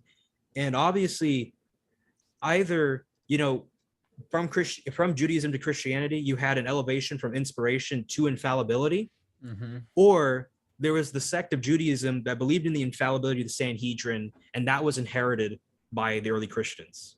Yeah. Yeah, that's really interesting, Swan. I like that. And I also think that it should be acknowledged, certainly. This to me speaks, I think, to your sincerity and you're wanting to get things right. And this is something that I see that doesn't happen often enough, I think, is especially in post debates, is, doing what you're doing, saying, hey, all right, good point, right? Yeah. Just, hey, good point, right? So let me adjust and see if I can, and like, what does that mean when you have to concede something? Well, it depends on the point, right? I mean, it could just say that it could mean a couple of things. It could mean that you have an argument that loses force or doesn't go through, or maybe somebody else has an argument that gains force or really does a lot of damage. But I think for this, what we have is a situation where a previous point that you're making is now decreased, but now you have two other working hypotheses that might in the long run actually turn out to be even better. Yeah. And are certainly areas now very ripe for future investigation. And that to me is something really productive, actually. This would be one of the pros about debates, right? It's like, oh, look at this potential new discovery now, an area for further inquiry that hopefully could enrich all of us. So yeah, that was just some thoughts on that. Yeah, that's great. And, I'm all, even with my debate with Ty Ninke, I acknowledge like, oh yeah, I think he made a good point here, a good point there. And so sometimes I get annoyed with some of my debates, because sometimes when I'm debating somebody, like they have such they really want to look so correct that they never want to acknowledge any mistake, or if they don't know, right? And so I appreciate when Dr. Ortlund said, for instance, I haven't looked at Blomberg, France, or Gray, or I don't know, so I admire that. And so, and my point here is that I'm willing to adjust the evidence and look at things. And so for instance, Gavin brought this up in the debate, but in my paper in Roman and Catholic, responding to Jerry Walls, I cited Rabbi Shabbatai Bass, who's from the 17th century. He talks about the infallibility of the court of Moses. And so the reason why I cited Shabbatai Bass, even though he's so late, is because he is a pre-Vatican I rabbi talking about this idea of infallibility in the Jewish court system that Moses instituted, right? And so, for instance, today, some Jews actually do attribute infallibility, certain sects at least. I think it's the Hasidic Jews, or some of them, they attribute infallibility to their head patriarch, right? This is a very small sect, but it's still there. And I read some commentators on this, and some people said, oh, it's because they're trying to model after Vatican I, and they're trying to save face and their authority, these patriarchs or whatever. And so I was like, okay, I want a pre-Vatican I source that attributes and talks about infallibility, Sure. But yeah, it is a later source. And that's why in my scholarship, I've updated my arguments, and I've even adjusted, because, like I'd be confused too, Pat, if I looked at something and it said, Horiot talks about what to do if the Sanhedrin errs, but then all this other Jewish literature is talking about, oh, the Sanhedrin can't err. Like, I'd be confused, right? And so I thought, okay, maybe, Horiot can be interpreted a different way. And then now I realized, okay, I think I need to go with the two hypothesis track. Right. Yeah. Which is fruitful, which is productive. Yeah. So that's awesome. Yeah. Yeah. And so let me say one last thing about my first debate, and then I'll go into my second one. Is that okay, Pat? Yeah, sounds great. How much time do you have, by the way? I'm good. I'm just hanging out. Yeah. Yeah. Okay. Well, I wanted to say too that one of my, at the end of the debate, Cameron asked the question, why what is it? Why could you not subscribe to the other person's side or something like that? You know, and how would you talk to someone if they were vehemently opposed to your position? And so I gave my final statements on that, but I just want to emphasize that, you know, one of the reasons why I cannot be Protestant is because I want the fullness of Christ. And so whenever people literally say to me like, hey, if I have salvation, that's all I need, right? It's like, sure, you know, like, you know, you believe in the cross and you believe that Christ rose again from the dead and that he's coming back. Okay. But I mean, if you believe that Jesus is your king, if you believe that Jesus is the Messiah, why would you not obey everything that he taught? Why would you selectively choose? And, you know, that kind of language, oh, but I'm saved, right? That literally sounds like you're intentionally picking and choosing. And so I just, you know, Jesus talks about in John 14:15, if you love me, then you'll do as I command. In John 3:36, Jesus says, you know, whoever disobeys the Son of Man, or it's like whoever has faith in the Son of Man will be saved, but whoever disobeys him shall die in his sins, right? And so Jesus creates a contrast between faith and not the lack of faith, but disobedience. Disobedience is the opposite of faith. And so this is why too, like, I think that this does touch on the issue of salvation. If you don't want to obey your king, right? If Jesus built the Davidic kingdom and instituted the office of prime minister, then who are we to say no to him? And so in Ephesians 4:13, this is kind of a passage that I really love, because the prior verses are talking about how God sent the prophets, God sent the apostles, you know, to equip the saints for work of the ministry, to build up the body of Christ. And then it says this, Ephesians 4:13, until we all reach unity in the faith and in the knowledge of the Son of God and become mature, attaining to the full or the whole measure of the fullness of Christ. And so, you know, growing up from my background as someone who's from the East, right, from a cultural background, from a cultural context, it helped me so much to understand the New Testament in its Jewish ancient context. Yeah. And then I could start seeing things about Jesus that so many people had overlooked or ignored or assumed in a quite offensive way were insignificant, right? I mean, no. Like, these were central to Jesus's identity, his claim to be the Messiah, to rebuild and restore Israel. The relationship between the church and Israel is such an important question that is overlooked. The role of the kingdom of God. I mean, you know, was it Bruce Metzger and Michael Coogan in their book, the Oxford Companion to the Bible? They point out that Jesus mentions the kingdom of God more than anything else. But as N.T. Wright has shown, so many people interpret Jesus in light of Paul. And so they only look for Jesus to talk about justification, salvation. But what about the kingdom of God? What about Israel, the Messiah? What about the rest of the story that is being left out, you know? Oh, no, it's not significant, you know, or, you know, like, it's not obvious to me because I was raised in a Protestant background. And so I've been taught to only look for, you know, certain things like justification, salvation, sanctification. But what about Israel? Yeah, what about the kingdom of God? These things are so important to the gospel. What about our Blessed Mother? Yeah, exactly. I mean, I have such a tender devotion, Swan. I mean, it's one of those things when, like you, when I was trying to sort this out and I discovered the Jewish roots, right? And especially of our Blessed Mother, on top of everything else that you've said, I just want to add an argument from beauty, right? Yeah. Is once you read the Bible as the church does, once you understand the Bible as the Catholic Church does, and you see this incredible typology, there's this synthesis, this unity, this coherence that is so beautiful that if that wasn't it, I don't think I would even be Christian, right? Mm-hmm. Like anything else just seems too impoverished, right? Mary as the Ark of the New Covenant, yeah. Right? And once you see, once you read the new in light of the old and the old in light of the new and vice versa, and then you see the logical coherence. That's the thing that's very attractive about Catholicism. It's like the doctrine is not arbitrary, right? Once you have one commitment over here, it's very easy to see how it logically leads to another commitment over there, like the Assumption and stuff like that, right? And it's so beautiful. It's so elevated that you're just like, at some point, you just got to be like, it's a masterpiece. Of course God did it that way.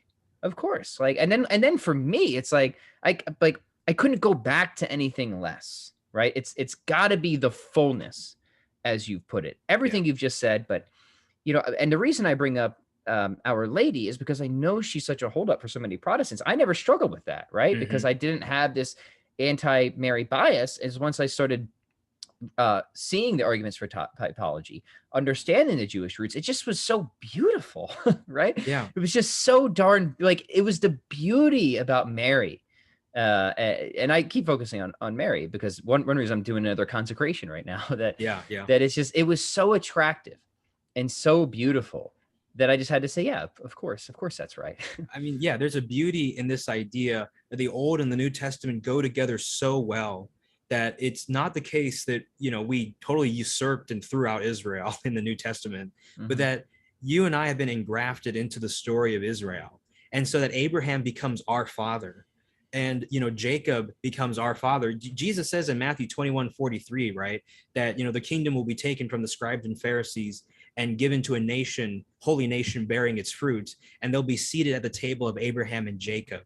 I love that image of a table, right? Because it gets into this idea of the communion of the saints, you know, that Jesus is not inviting us into just, you know, like, you know, we do have a direct relationship with Jesus, right?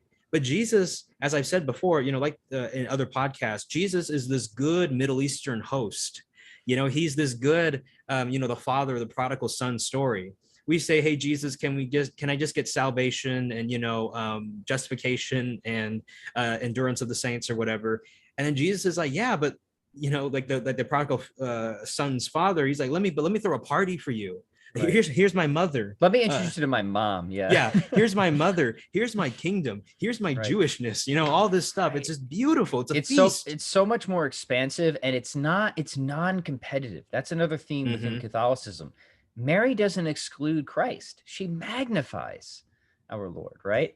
And it's just, and of course, again, like once you understand like things like the Queen Mother, once you understand the intercessory role she plays at the wedding of Cana, all of it locks in, right? It's an incredible synthesis and unity that you either have to think, yeah, like this is a masterpiece that God has woven, or it's just a bunch of fanciful conjectures of Catholics with their backs against the wall trying to do a bunch of ad hoc maneuvering, right?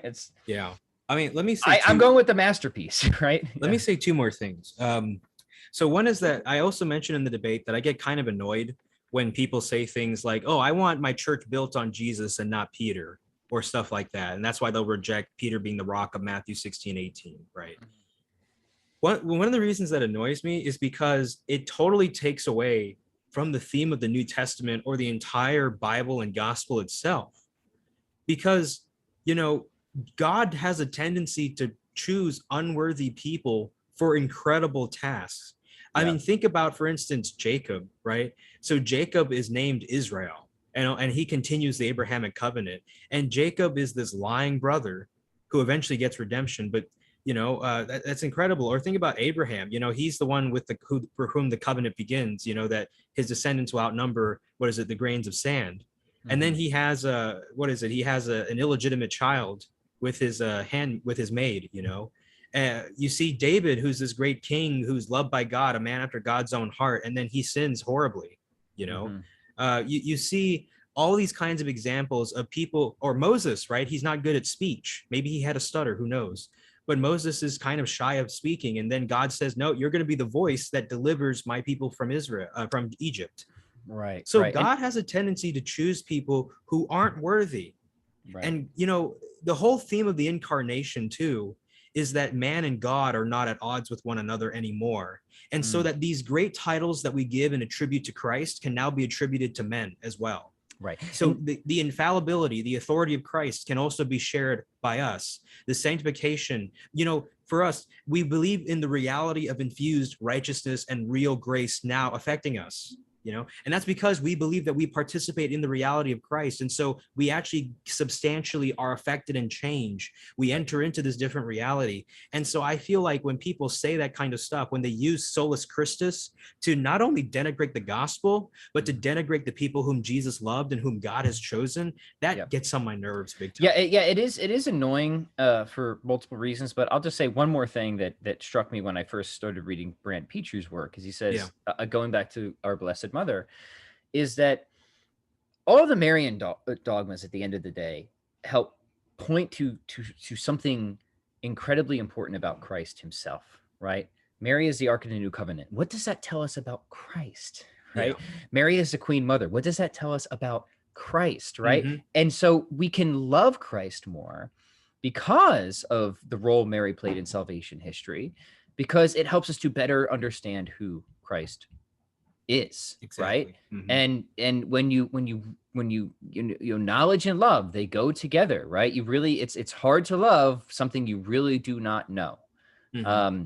So I just want to emphasize the non-competitiveness within the Catholic paradigm, and all that fits extremely well within the participation framework. Exactly. That also fits into our view of concurrent causation and this was it the synergism of Catholicism, right? And all that. There's not this divide between man's freedom and God's predestination and all that sort of thing. And so the last point I wanted to make is that some people were also concerned about, it seems arbitrary that some things would carry over from the Old Testament, but not other things, right, into the New Testament.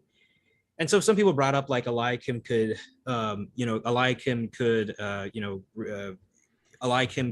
assemble armies or whatever, or, these other things. And so does that give the Pope military power, right?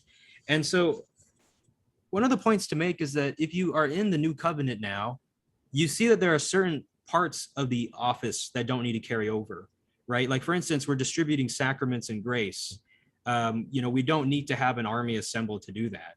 Mm-hmm. In Jesus Christ, who really is the Davidic king, he's not any less of a king over Israel than David was, okay?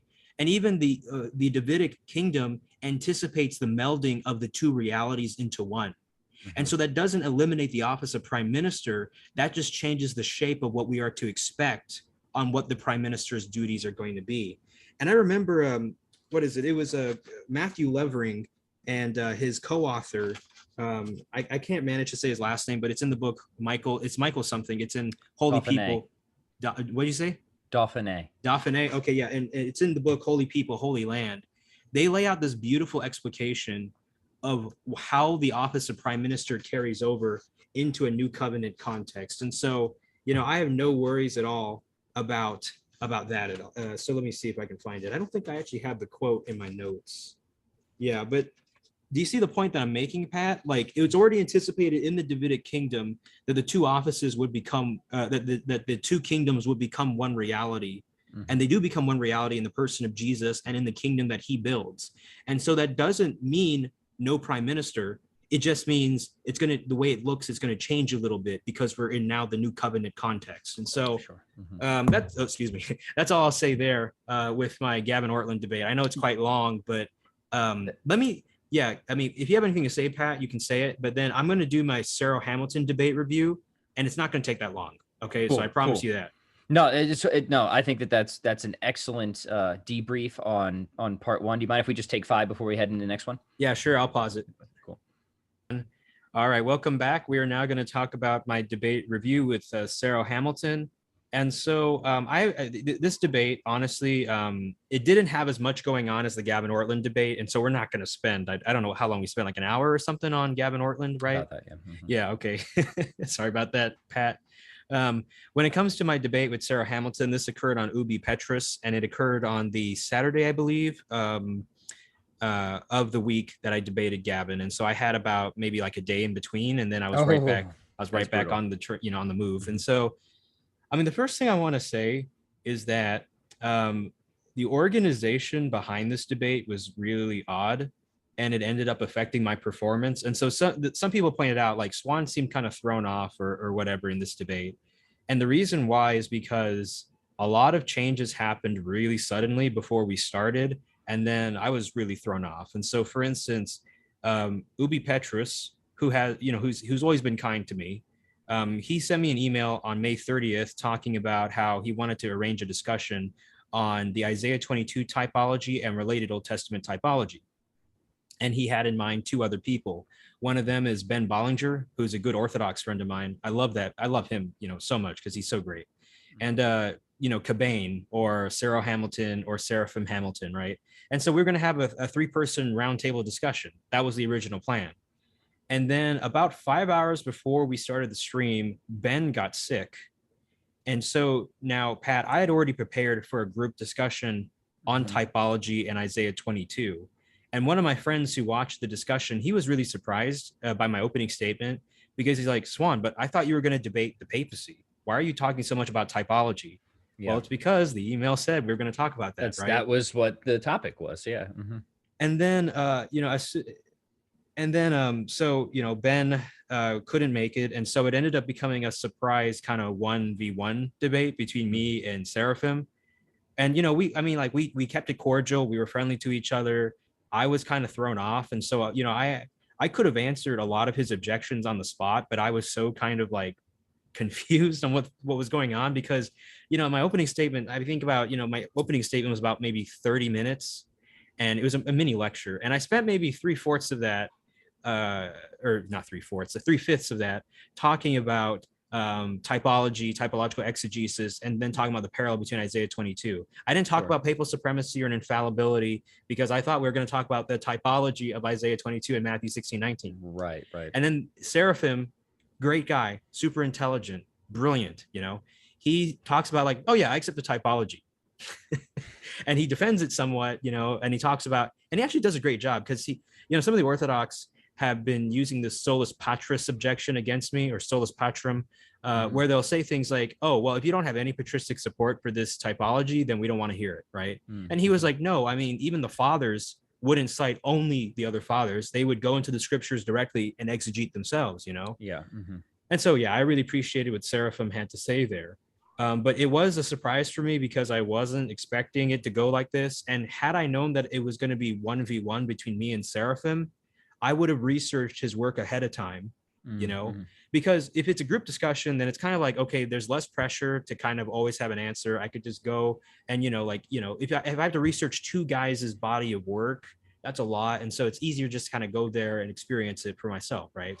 And this is what people might not be totally aware of. Again, about, the sort of debate being an independent skill. So much of debate, of being a good debater, is of course prep, right? Yeah. And how much time you have before a debate will largely determine how much you can prep realistically. So I don't know how long this was organized for, but yeah, this is why it's not an illegitimate complaint, right? If things get changed up like the night before, right? Because or even 5 hours before, Yeah, right. If you've been kind of prepping one way and then things kind of radically shift, that can, especially if you are somebody who really takes debate seriously, that's an issue. And the other thing too is that Ben would have messaged me and told me that he had canceled, but he was told to keep quiet about that. And I didn't learn about it until I started the stream.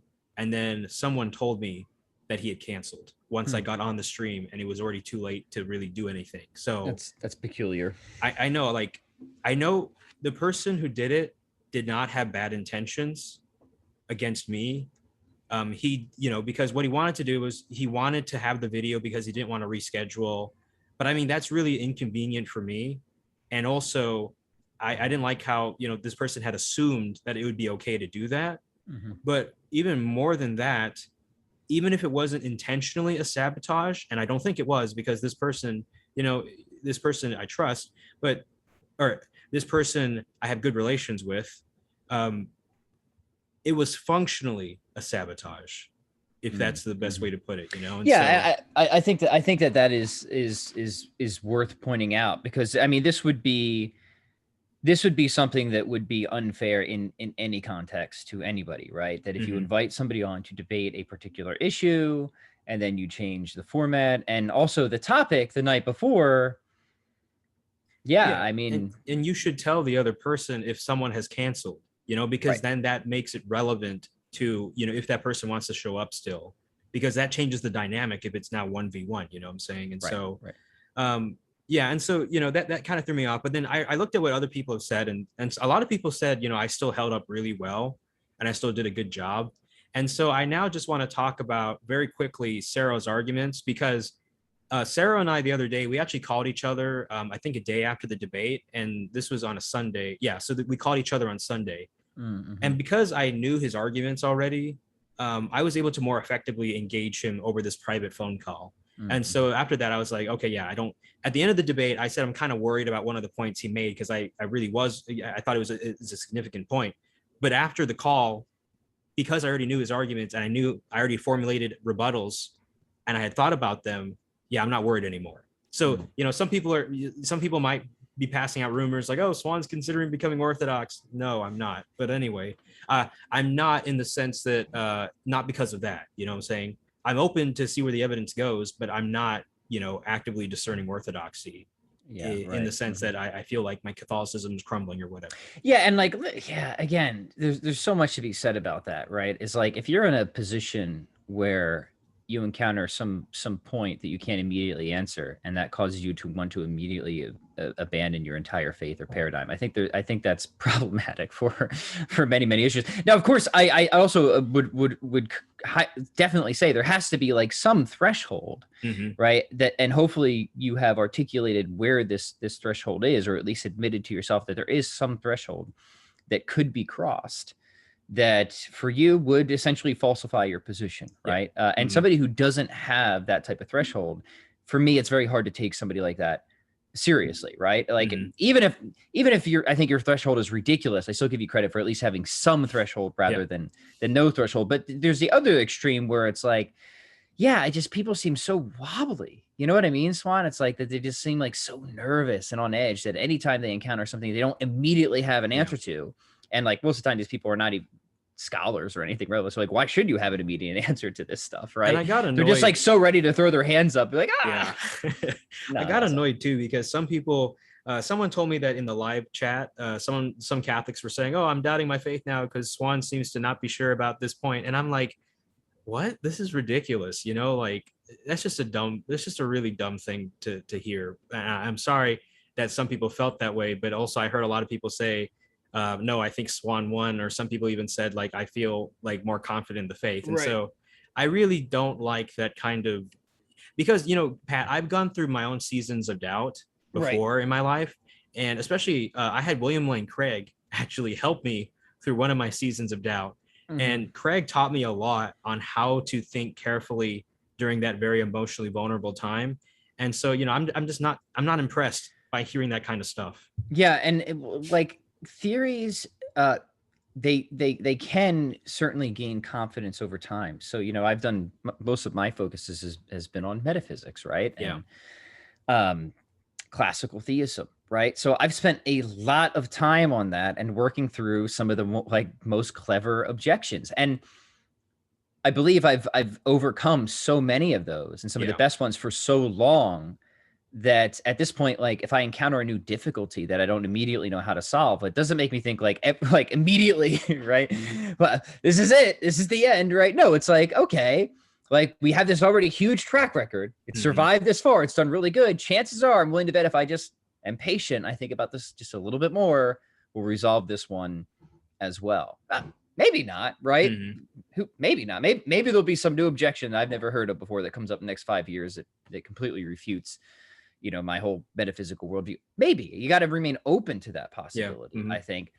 But the probability of that happening based on the sort of the history of my thinking and how I think robust and resilient that worldview seems to me remarkably low. That by posture, whenever some new clever puzzle or something comes up, is always to assume there's a solution to this, even if I don't immediately see what it is. Exactly.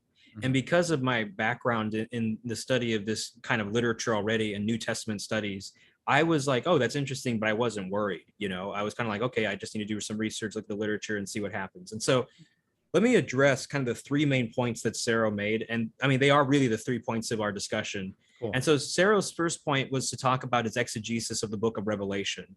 And so there are several places in the book of Revelation, like 1:20, 3:7, and I think in chapters 20 and 21, where it talks about how God or Jesus hands over the key of the house of David to open and shut to, like, for instance, the 7 angels over the 7 churches, right? And so Sarah made the argument that actually Peter's keys, or Eliakim's keys, so he actually grants the Isaiah 22 parallel. He grants all that. He says, actually, well, they're held by more than one church. They're held by the bishops, right? Which is the common kind of Orthodox position, which is, I'm not using common in a belittling way. I'm just saying that's common, you know? And so that was one argument he made. And that was the argument that actually worried me the most, because no matter how many arguments I gave for the uniqueness of Peter, he could just say, oh yeah, and the bishops have the key of Peter. And so therefore, you know, whatever argument you give Swan gets transferred automatically to them. The second point that worried me was his sharp distinction, or this one didn't worry me, but he made a sharp distinction between Israel, or he made a distinction between Israel and the church. And so he talked about, for instance, well, the kingdom of the new covenant is bigger than the one of the old covenant, so we don't need a prime minister anymore. He talked about how the church is not a nation, and so it's not going to need this universal office. And I thought those were the weakest points of his argument. And the third thing that we talked about was, why does the See of Rome get these special prerogatives? Okay, and in that case, I argued for the messianic significance of Rome in its first century context. The Jews were expecting a Messiah to conquer Rome, and so on and so forth. And so he had some things to say, and he tried to argue that, well, no, the early church had a more amicable view of Rome, not so much the messianic view that the Jews had, and so on and so forth. And so, I mean, I would disagree with that, because I haven't gotten into all my research in this area, but I'm actually reading a book called The Gospel of Matthew in its Roman imperial context. And even Adam Wynn has written a book titled, Caesar's, it's something about the Gospel of Mark in its Roman context under Caesar, right? And so, you know, for instance, even though John Dominic Crossan is a very liberal scholar, he'll talk about how on every single coin, you know, it would say that Caesar was a son of God. And that when Jesus is called the Son of God, you know, this is actually a polemical use of the Christians against Caesar. You know, and so, like, you know, there's a messianic significance to Rome. But also in my call with Sarah, I talked about how, I mean, there are only 2 times that the church has ever said Peter has spoken through this bishop. And both times it was through the Bishop of Rome. And those are the only 2 times. And so I think that gets us to a position of saying why Rome has these unique Petrine prerogatives. Right. Mm-hmm. But now to back up to the argument that the church and Israel are separate. I mean, one is that just because the size is bigger doesn't seem to change at all the need for a universal prime minister or head. And also, we see in the New Testament, and even in the Old Testament, so in the Old Testament, King Solomon had 12 governors over Israel. And even they're called 12 stewards under King David, right? But nonetheless, there was still the steward, who was the universal prime minister under the king, with the power to bind and loose, with the key to open and shut, and so on and so forth. And so there's not strictly a problem with just the size being different. And also, the church is actually called a holy nation by Peter in his first epistle, by Jesus in Matthew 21:43. And so this idea that, yeah, the church is not a nation in a sense, but it is still the continuation of Israel, probabilifies that the structures will continue, just as Jesus gives 12 thrones on which the disciples will judge Israel. And this is a hearkening back to when Solomon gave 12 governorships over Israel, right? So, you know, this idea that the church is not a nation, that's not going to do enough legwork for the Orthodox position. Right. The last and most important point I actually think is the book of Revelation, right? And so here's what I'm going to say. So I thought about it like this. You can still save the Catholic interpretation in the following way, but I wouldn't just say save it, but it's actually anticipated by the evidence, okay? So the key of the house of David was the key of the prime minister, and it was held by only one person, okay? So in Revelation 3:7, it's held by Jesus, and that's fine because the key belongs to the house of David, and who occupies the house of David? The son of David. So it's natural that the son would also have the key. But the other point to make is that in the book, in Revelation, when you see these other 7 churches getting the keys, right, there's no precedent for 7 Eliakims. There's only precedent for 1 Eliakim, for 1 prime ministerial office. And so the idea that I would argue is that whenever a type is repeated multiple times with multiple individuals, there's a more general sense in which the type is used, and then a more solemn, unique sense in which the type is used. So to give an example, in the Old Testament, God refers to Israel as a nation of priests. In Peter's epistle, he talks about the universal priesthood of all believers. But the Orthodox and even the Jews in the Old Testament did not deny there was a solemn institutional priesthood, right? And so just because, Peter is a type for all bishops, that doesn't mean that all bishops are Peter. Yeah. Let me repeat that. Just because Peter is a type for all bishops, that doesn't mean that all bishops are Peter. Right. Yeah. And that's incredibly significant, right? And so that all these other churches that have the keys, they are really minor types participating in the type of Peter. But Peter, nonetheless, is the most solemn one to possess the type. And there are all sorts of examples that I can give. I mean, D.A. Carson in the Expositor's commentary on Matthew points out that in various places, it says that Jesus is the light of the world. And then he says this of the apostles. That doesn't mean that the apostles usurp the uniqueness of Jesus as the light of the world. Or even think about this, Pat. Technically speaking, there is only one priest, Jesus Christ. Everyone else participates in the priesthood of Jesus Christ to varying degrees, right? The bishop is above the regular presbyter, and then so on and so forth, right? There's a hierarchy. And then even you and I, in a sense, Pat, are priests in our own ministry as mediators, right? And so on and so forth, going back to what Peter says in his first epistle. And so the point that I'm making here is that there are ways in which a type can be used generally, but you can't forget the specific way in which it's used, the more solemn way. And let me make this final point. In the book of Matthew, it is emphasized that Jesus is the Davidic king. Therefore, it makes more sense for the Isaiah 22 parallel to make Peter a prime minister like Eliakim, right? Whereas in the book of Revelation, it says that Jesus has the key, but there it's not making him the prime minister. It's showing that he's the king and that he has the key to the house, right? And so that doesn't mean the context just all blends together and everybody is equally having the keys and Peter has nothing unique about him. And so I think that the more we think about the reconstruction of the Davidic monarchy, or even, in the Old Testament, in Isaiah 26 to 27, I originally said Isaiah 1, 25 to 26. I miscited that in the debate. But in Isaiah 1, 26 to 27, God talks about how he will restore the courts of Israel. He will restore the kingdom of Israel to how it was in the beginning.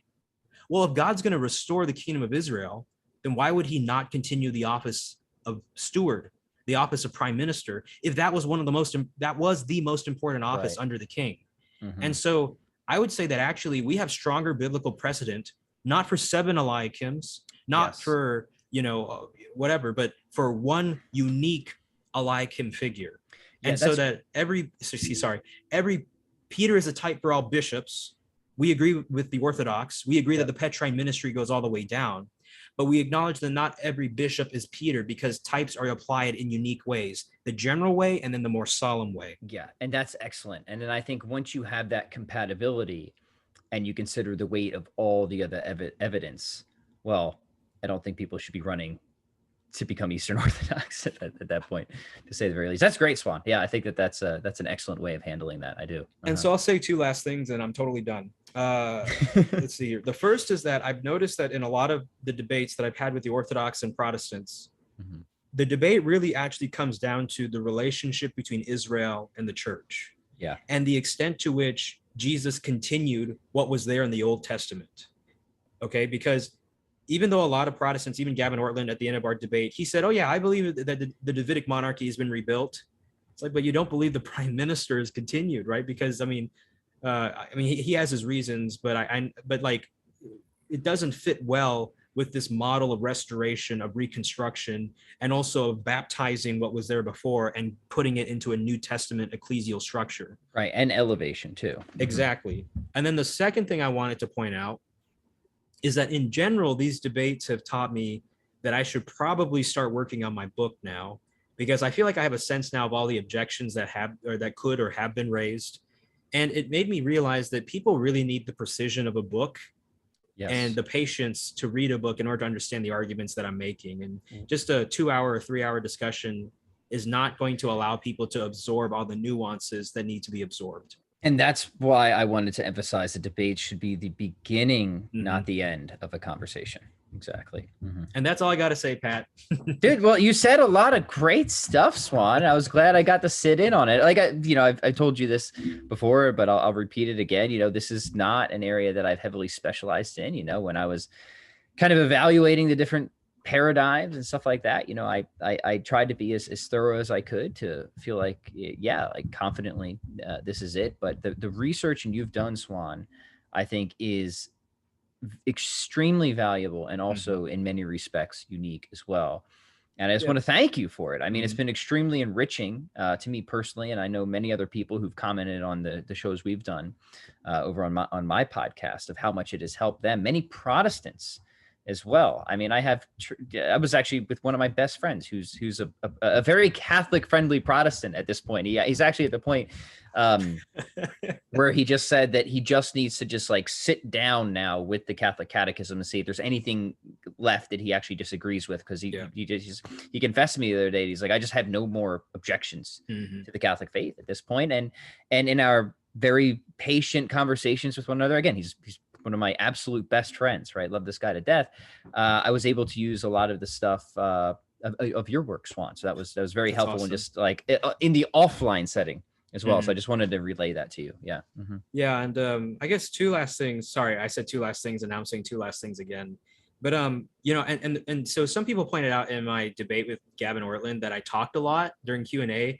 And the reason why is because, have you ever gotten that feeling, Pat, after you do a debate or a discussion where you're like, oh, I should have said that, right? And then you beat yourself up. I'm the type of guy who's gone through that so many times that I don't want to leave any stone left unturned, And so that's why I'm kind of saying a lot and why I said, oh, two more things up now, two more things, sorry about that.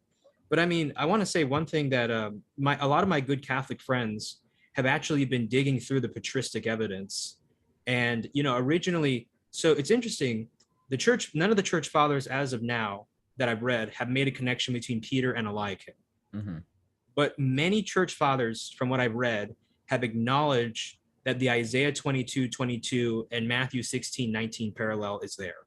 Yeah. They acknowledge a parallel between those two passages. And so that's a starting point, at least for some exegesis. And then in the book Cajetan, or I don't know if I'm saying his name right, but he's a Dominican priest during the time of the Reformation. He used Isaiah 22:22, Matthew 16:19 against Martin Luther to defend the papacy. And so I got to thank Scott Hahn and my friend Brantley Rutz, I believe, for pointing that out to me. And the last thing I want to say is I'm really thankful for my fans and for the people who have helped out in, pointing out flaws or problems in my work, including Stephen Nimesh and Gavin Ortlund, and also people who have been really supportive like Pat and like my friends who have said, Swan, you're doing a great job. And I'm really thankful for the kind of reception that I've received. And so I'm really grateful for that. We're grateful for you, Swan. God, you're doing really important work. You're brave, man. These debates, I just want people to recognize debates. It's tough work. It's exhausting. And here's one other thing I'll say, and I mean this only as a compliment. You're relatively young, man, and that's really impressive.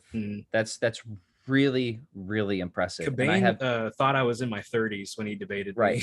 And I have nothing but just great excitement to see all the ways that your scholarship is just going to develop over the years. I just know it is just going to be a geyser of just incredibly valuable insights. So I'm just pumped about that, and just given everything else, it's just really impressive to see the stuff that you're doing. So kudos. Yeah, Pat, pray for my writing of my book.